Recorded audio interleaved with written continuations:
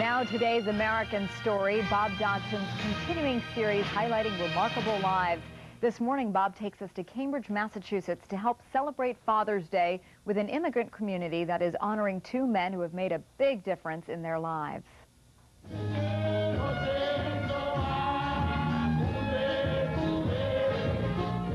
This is the kind of neighborhood that builds this country, with voices embracing cherished values like hard work and helpfulness. It is a place where neighbors, no matter how different, somehow manage to live in peace. That's where the new park is going to be, over this left. Right here. Yeah. Many believe these identical twins, Bill and Bernie Goldberg, are two big reasons why. Tell Marshall we missed him. I don't know how we missed him. What they are doing it because they want to help us. Can't make any promises in that regard, but 50 years ago, they started a law practice in Central Square, the heart of Cambridge, Massachusetts, charging only what neighbors could afford. Money is not the sole criterion of our life. Some days they work for a simple thank you. Thank you for everything. They helped Jamal Arube bring his wife over from Jordan, start a restaurant, and buy a home for his 6 kids. He's Muslim, they're Jewish. What's the common ground? I think human. We all human, and we all have the same kind of purpose, to live in peace with each other and prosper in this country. Usually when immigrants move into a neighborhood, many others move out. That's been the American tradition. But the Goldbergs stayed. Their offices are still just around the corner from a Chinese travel agency. They've been here half a century, determined to help people find their slice of the American dream.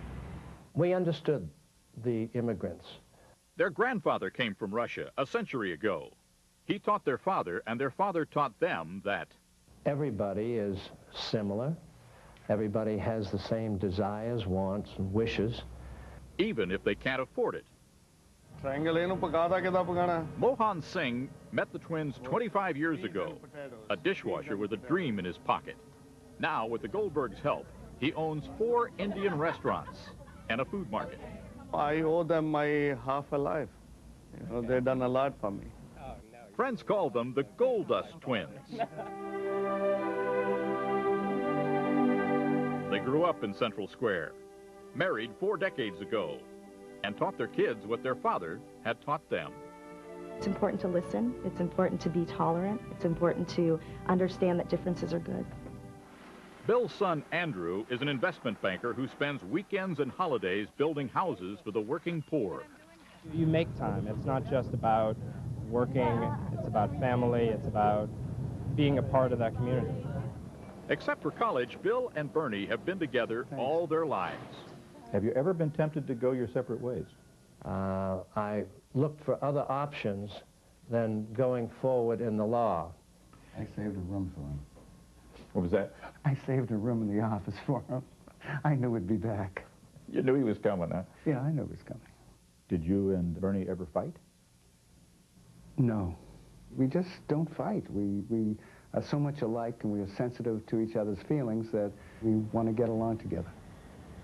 Another lesson learned from their father. We avoid confrontation. He avoided confrontation. He was the nicest guy in the world. Whose compassion led him to become a lawyer for the city of Cambridge. His son Bernie was a councilman for 4 terms back in the 60s, but did not seek higher office. Bill was relieved. Frankly, we didn't want to leave Cambridge. There was such a tie there. It was almost umbilical. Nice to see you. I'm fine. The whole neighborhood around Central Square became their extended family. The reality is we're here to celebrate 2 gentlemen. The other day, Bernie and Bill turned 75. Neighbors gave them something they had never sought.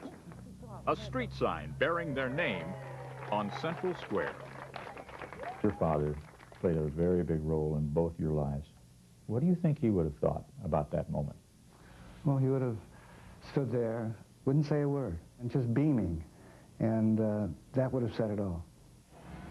Central Square is wedged between 2 of this country's finest universities, Harvard and MIT. But the Goldbergs' neighbors believe these 2 taught them best. for today. Bob Dotson, NBC News, with an American story in Cambridge, Massachusetts. Great story.